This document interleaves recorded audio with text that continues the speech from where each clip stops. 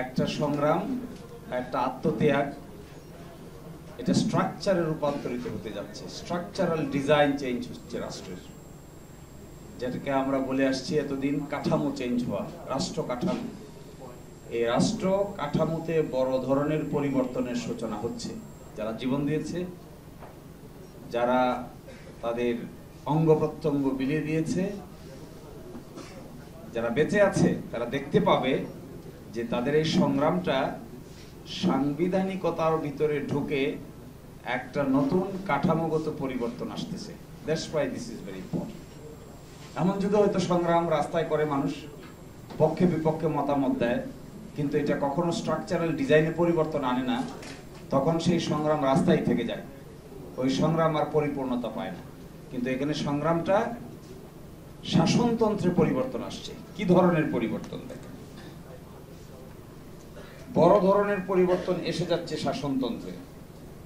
তার মধ্যে একেবারে মূল নীতি থেকে শুরু করে যে কয়টা চমকপ্রদ পরিবর্তন। যিনি প্রধানমন্ত্রী হবেন তিনি একই সালে দলীয় প্রধানের দায়িত্বে থাকতে পারবেন না। এই পরিবর্তন বিরাট ব্যাপার।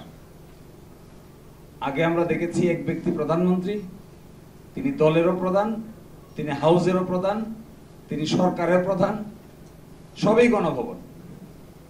কিন্তু এখন যিনি দলের প্রধান হবেন তিনি আর প্রধানমন্ত্রী হতে পারবেন না। খুব ইম্পর্টেন্ট প্রশ্ন। আরেকটা বড় প্রশ্ন এখানে হয়ে গেছে, এসে যাচ্ছে, 10 বছরের বেশি কেউ ওই পাওয়ার স্ট্রাকচারের প্রাইম মিনিস্টার থাকতে পারবেন না, বিরোধী হোক আর একটা না হোক। বিরাট পরিবর্তন। একবার চিন্তা করেন, যতই অসুবিধাজনক শাসন আসুক না কেন, যত কঠিন শাসকেরই জন্ম হোক না কেন, 10 বছরের বেশি না। 10 বছর পরে তিনি ইনভ্যালিড হয়ে যাবে। সাংঘাতিক প্রশ্ন। এটা একবার চোখ খুললেই বাইর হয়ে যাবে। এবার যারা প্রথম ভোট দেবে তারা একজন শাসক দেখেছে, 1 টার্ম, 2 টার্ম, 3 টার্ম, কনজিকিউটিভ 15 বছর। কিন্তু এখন যে পরিবর্তনের সূচনা করা হচ্ছে, সেখানে 10 বছর পরে অটো ওই ব্যক্তি ইনভ্যালিড হয়ে যাবে, কনস্টিটিউশনালি বার্ড হয়ে যাচ্ছে। বিরাট স্ট্রাকচারাল ডিজাইন পরিবর্তন হয়ে যাচ্ছে। পার্লামেন্টের 2টা হয়ে যাবে, একটা হয়ে যাবে উচ্চ কক্ষ, একটা হয়ে যাবে নিম্ন কক্ষ। উচ্চ কক্ষ গঠিত হবে, নিম্ন কক্ষের নির্বাচনে যে পার্সেন্টেজ হবে এই পার্সেন্টেজ অনুযায়ী উচ্চ কক্ষ গঠিত হবে। কোন দল যদি 5% পায়, 5%-এর বিনিময়ে তিনি 100 আসনের মধ্যে 5 জন পাবেন। কোন দল যদি 20% পায়, 100 আসনের এগেইনস্টে তিনি 20টা আসন পাবেন। কোন দল যদি 60% পায়, 100 আসনের এগেইনস্টে তিনি 60টা পদ পাবেন উচ্চকক্ষে। তাহলে দেখবেন উচ্চকক্ষে কোন দলের পক্ষেই এককভাবে সংখ্যাগরিষ্ঠতা অর্জন করা সম্ভব হবে না। ধরেন বাংলাদেশে একটা দল এককভাবে কত পার্সেন্ট ভোট পায়? 30, 40, 45, 42, 43, তাহলে 100-র ভিতরে 43 জন পাবেন তিনি। এর মানে কি দাঁড়াচ্ছে? এটার নাম হবে সিনেট। এখানে প্রস্তাব করেছে এটার নাম হবে সিনেট। নিম্ন কক্ষের নাম হবে সংসদ, উচ্চ কক্ষের নাম হবে সিনেট। তাহলে নিম্ন কক্ষে একটা বিষয় পাশ হয়ে যাওয়ার পরে উচ্চ কক্ষের একজন স্পিকার, ডেপুটি স্পিকার আছে, নিম্ন কক্ষের আরেকজন স্পিকার, ডেপুটি স্পিকার আছে। ওই ডেপুটি স্পিকার উচ্চ কক্ষের জন হবে বিরোধী দল থেকে, নিম্ন কক্ষের ডেপুটি স্পিকার হবে বিরোধী দল থেকে। আর্টিকেল 70-এর ব্যাপারে বলছে 2টা ছাড়া বাকি সব নিজস্ব পার্টির বিরুদ্ধে ভোট দিতে পারবে। স্বাধীনতা পাচ্ছে সংসদরা, সাংসদরা স্বাধীনতা পাচ্ছে, সংসদ সদস্যরা লিবার্টি পাচ্ছে। এক হলো অর্থ বিল, আর একটা হলো নো কনফিডেন্স। এই 2টা ছাড়া বাকি সব জায়গায় দলের বিরুদ্ধে ভোট দিতে পারবে।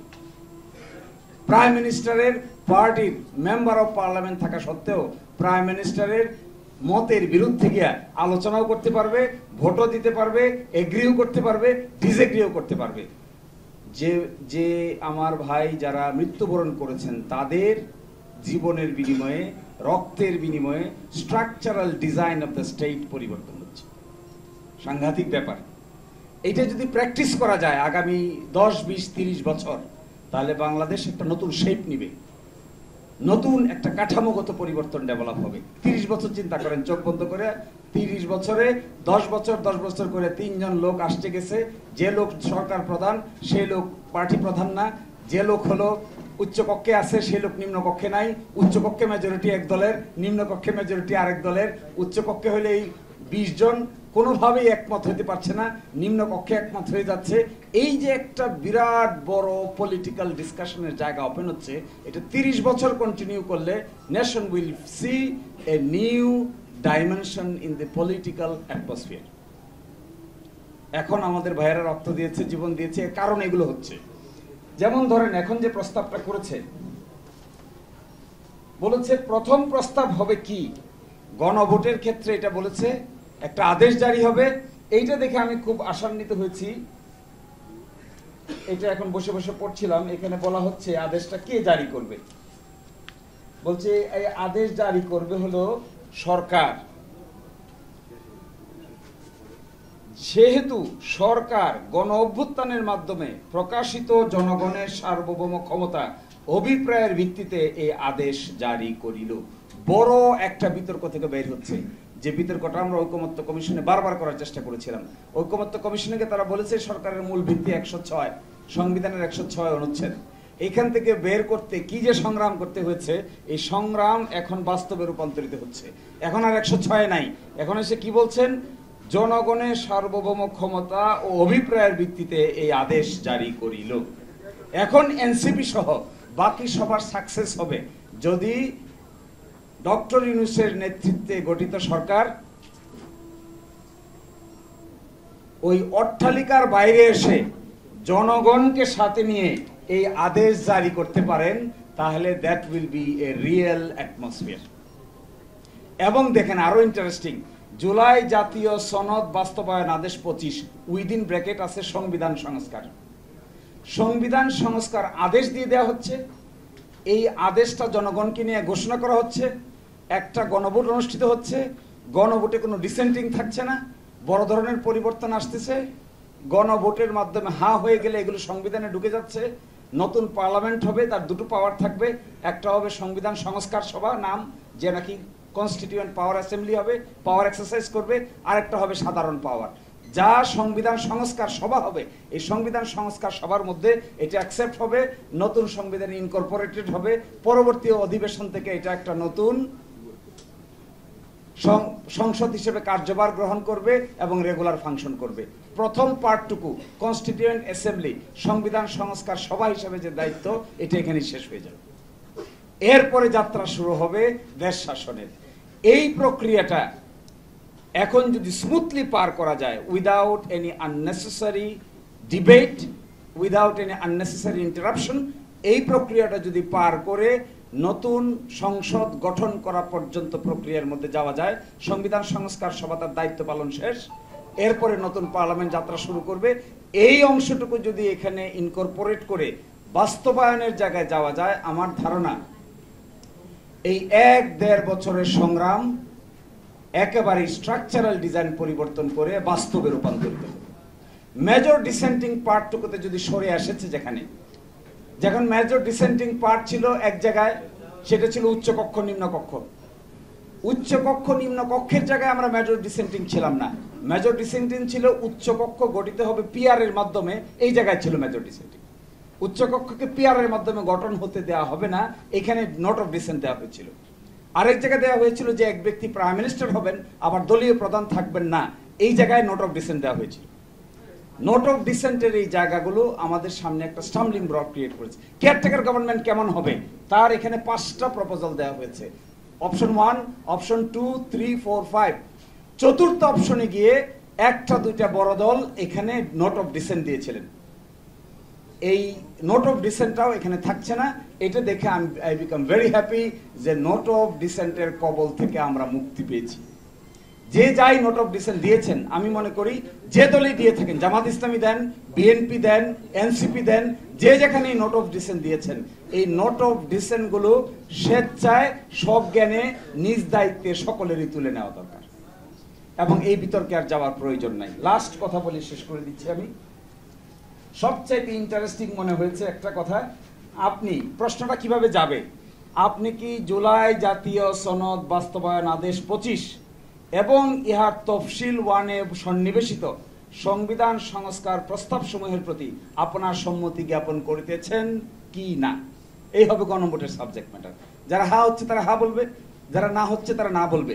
যদি হা বলেন তাহলে এই সঙ্গে তফসিল একে সন্নিবেশিত সংবিধান সংস্কার সংক্রান্ত একটা কথা কিন্তু একটু মনে রাখতে হবে, সংস্কার কিন্তু 84টার সবগুলো সংবিধান সংস্কার সংক্রান্ত না, অর্থাৎ সবগুলো গণভোটে যাচ্ছে না। গণভোটে যাবে শুধুমাত্র সংবিধানের সঙ্গে প্রাসঙ্গিক বিষয়, আর বাকিটা এক অংশ যাচ্ছে বিধি এবং আইন জারির মাধ্যমে, আর এক অংশ যাচ্ছে প্রশাসনিক ক্ষমতা প্রয়োগ করে এক্সিকিউটিভ আদেশের মাধ্যমে। সুতরাং এইখানকার সাবজেক্ট ম্যাটার থাকছে শুধুমাত্র সংবিধান সংস্কার রিলেটেড যেগুলো আছে সেটারই গণভোটের প্রয়োজন, বাকিগুলোতে কোনো গণভোটের প্রয়োজন নাই। ফলে এটা যদি অ্যাকসেপ্ট হয়ে আসে, আমার ধারণা অ্যাকসেপ্ট হয়ে আসবে। এখন একটা বিতর্ক আছে এখানে, সামনে ওই দিন হবে নাকি আগে হবে। আমরা বলেছিলাম আগে হোক, আগে হওয়া উচিত, এবং এখনো যতটুকু সময় আছে একটা ভোটের সঙ্গে আরেকটা ভোটকে মিলালে এটা তার গুরুত্ব হারিয়ে ফেলতে পারে। এটা মেজর একটা বিষয়। আমরা মনে করি, এখনো মনে করি এটা আগে হওয়া উচিত। এখনো নভেম্বরের এন্ডে এই রেফারেন্ডাম অনুষ্ঠিত হতে পারে, আর ডিসেম্বরে প্রথম সপ্তাহে যে শিডিউল ডিক্লেয়ার করার কথা বলা হয়েছে সেটাও হতে পারে, আবার ফেব্রুয়ারি মাসে যে নির্বাচন অনুষ্ঠান হতে কথা বলা হয়েছে সেটাও হতে পারে। কিন্তু অতীতের যে সমস্ত গণভোট হয়েছে সেগুলো গণভোটের দিন ডিক্লেয়ার করা থেকে 21 দিন, 19 দিন, 29 দিন এই সময়ের ভিতরে হয়েছে। ফলে আজকে হলো অক্টোবর মাসের 28-29 তারিখ, নভেম্বরের শেষ সপ্তাহে এরকম একটা গণভোটের আয়োজন হতে কোনো আপত্তি থাকার কারো কথা আছে বলে আমার কাছে মনে হয় না। কারণ everything is ready, everything is prepared. এখানে কোনো ক্যাম্পেইন নাই, এখানে কোনো বাড়তি কিছু নাই, শুধু ব্যালট বক্স যাবে। এখানে পক্ষ বিপক্ষ নমিনেশন নাই, উইথড্রয়াল নাই, মামলা নাই, পক্ষে বিপক্ষে হাইকোর্ট নাই, সুপ্রিম কোর্ট নাই। ভেরি ইজি জব, চাইলে এটা করা যায়। ফলে আমাদের কথাটা এখানেই শেষ করে দিচ্ছি। এনসিপিকে আমি ধন্যবাদ জানাচ্ছি যে আজকে তারা এই আলোচনাটা করেছে।